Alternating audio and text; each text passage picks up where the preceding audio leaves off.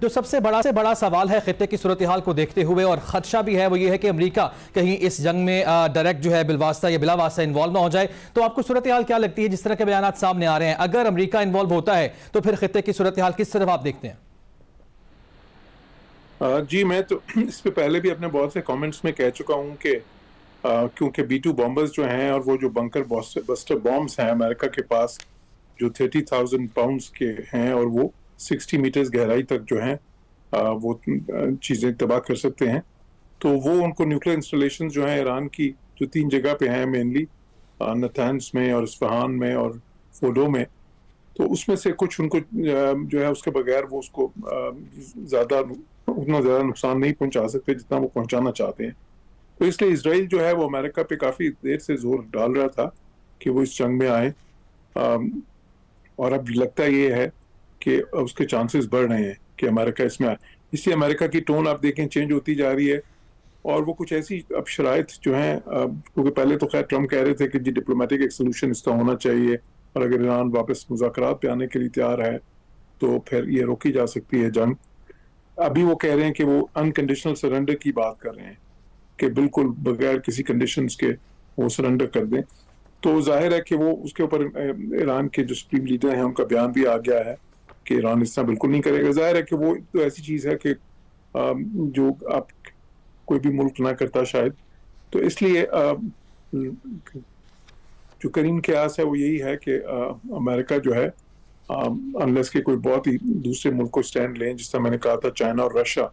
جو ایران کے کسی حساب سے ایک اسٹریٹجک پارٹنرز ہیں یا ایٹ لیسٹ ان کی اسٹریٹجک انڈرسٹینڈنگ ہے آپس میں، اگر وہ کوئی انہوں نے بہت زیادہ سخت سٹانس نہیں لیا تو پھر امریکہ شاید یہ جوائن کرے گا یہی جنگ. اور اس میں پھر ایران کا، اور میں پہلے بھی کہہ چکا ہوں کہ ایران کے لیے اس وقت کوئی اچھی آپشنز نہیں ہے، اور اس میں ایران کا نقصان بہت زیادہ ہوا ہے. جوہر سلیم صاحب، معذرت میں آپ کی بات کاٹ رہا ہوں، یہ صورتحال کو ہم اس طرح بھی دیکھ سکتے ہیں کیونکہ ایرانی وزیر خارجہ کی جانب سے آج بھی بیان سامنے آیا، کل بھی بیان سامنے آیا، انہوں نے اندیا دیا کہ جو مذاکرات التوا کے شکار ہوئے تو اس کو شروع کیا جا سکتا ہے. تو اس ساری صورتحال کو مد نظر رکھتے ہوئے کیا لگتا ہے آپ کو، مذاکرات کا امکان زیادہ ہے یا یہ امکان زیادہ ہے کہ امریکہ جو ہے وہ انوالو ہو جائے گا اس میں؟ دیکھیں امریکہ کو اس موقع پہ جو تھا بالکل جو ان کے وزیر خارجہ نے جو بیان دیا، اچھا اس سے بھی دیکھیں وہی لگتا ہے، کیونکہ اس سے پہلے بہت سے تجزیہ نگار انہی پروگرامز میں یہ کہہ رہے تھے کہ شاید اسرائیل کو ایران نے کوئی بہت زیادہ مشکل میں مبتلا کر دیا، لیکن میں یہ کہہ رہا تھا کنسسٹنٹلی کہ ایسا نہیں ہے. جو ہے وہ کاسٹ بڑا ضرور ہے اسرائیل کے لیے، لیکن اس میں پوزیشن ایران کی جو ہے وہ بہت پریکیریس ہے اس صورتحال میں. تو اس میں اب ان کو فیس سیونگ کی ایک جو ہے جو کہ ایسی سچویشن میں ضروری ہوتی ہے، تو وہ مذاکرات میں وہ مل سکتی ہے. لیکن اب جو ٹرمپ کا یہ بیان کہ جی انکنڈیشنل سرنڈر کریں گے تو پھر اس سے دور ہٹ رہا ہے. لیکن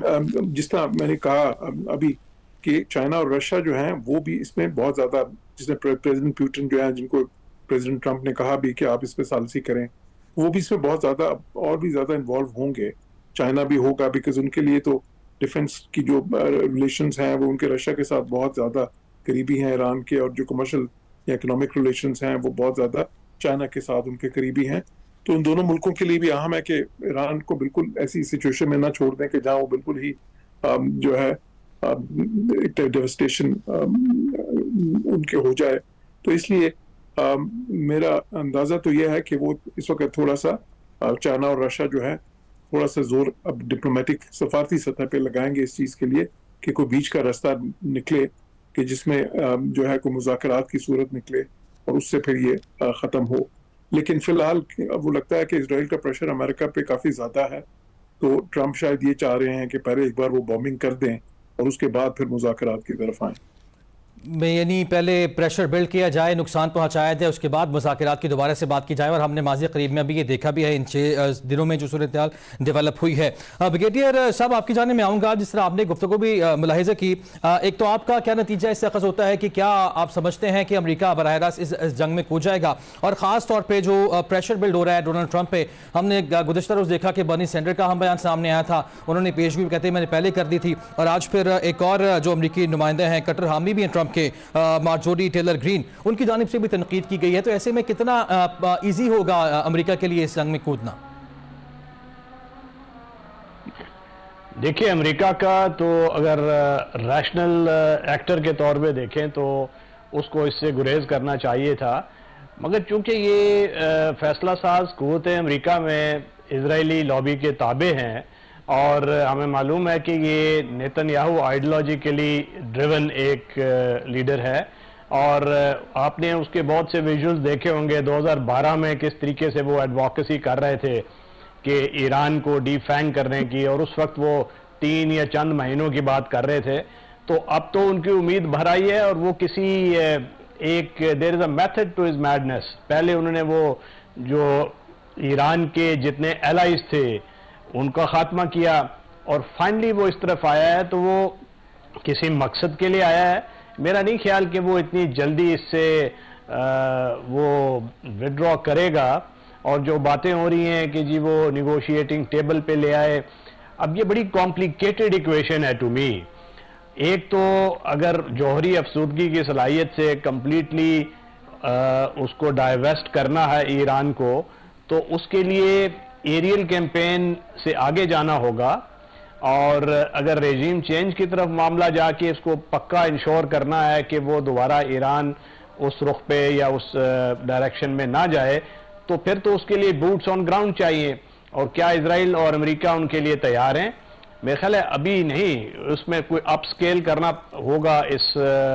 سارے کانفلکٹ کو، اور وہ اسی طرح پرووک کریں گے ایران کو تاکہ وہ اپ سکیل کرے، اسٹیٹ آف ہورمز میں کوئی انٹرفیرنس کرے، اور اس کے بعد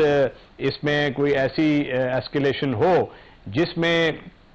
بنکر بسٹر بامز بھی ہوں، اس کے بعد کوئی انٹرنل امپلوژن کی آپشن بھی ہو، اور پھر کچھ ایسی آپشن بھی ہو جیسے لیبیا ماڈل آپ نے دیکھا تھا کہ وہاں سے لیبیا کو اس کی جوہری استعداد سے محروم کرنے کے لیے ایک پراپر کیمپین کی گئی، اور اس میں ان کے سارے وہ سینٹریفیوجز آخر میں وہ اٹھا کے لے گئے، وہ کوئی انہوں نے چیز وہاں پہ چھوڑی نہیں ہے، اور اس کے بعد لیبیا ابھی تک ڈی سٹیبلائزڈ ہے۔ تو یہاں بھی میرا خیال ہے کہ وہ الٹیمیٹ آبجیکٹیو وہی ہے کہ وہ یہ کرنا چاہ رہے ہیں کہ اس کو کمپلیٹ ڈائیویسٹ کریں اس کی نیوکلیئر صلاحیت سے، اور اس میں اگر بوٹس آن گراؤنڈ بھی چاہیے ہوں تو وہ بھی استعمال کریں گے الٹیمیٹلی، کیونکہ دیکھیے فردو میں ابھی بنکر بسٹنگ بام بھی استعمال ہوگا، تو اس کو کوئی معلوم نہیں ہے کہ ایران نے کسی اور سب ٹیرینین کیویٹیز میں جا کے یہ چھپا دیے ہو افزودہ شدہ جو اس کی 60% سے اوپر یورینیم تھی، اور بعد میں پھر کسی وقت وہ نکال کے دوبارہ اس کو ریوائیو کر دے سارے پروسیس کو، تو اس کو اچھا بریگیڈیئر صاحب، اس معاملے میں بڑا ابہام ہم نے دیکھا ہے جب سے یہ جنگ کا آغاز ہوا۔ پھر پہلے دن ہم نے دیکھا اسرائیل کی جانب سے کہا گیا کہ ہمیں کوئی خطرہ نہیں ہے، ہم نے ان کے جو ساسے ہیں وہ تباہ کر دی ہیں۔ آپ کو یاد ہوگا جب ایٹمی ریئیکٹر پر حملہ بھی کیا گیا ان کی جانب سے،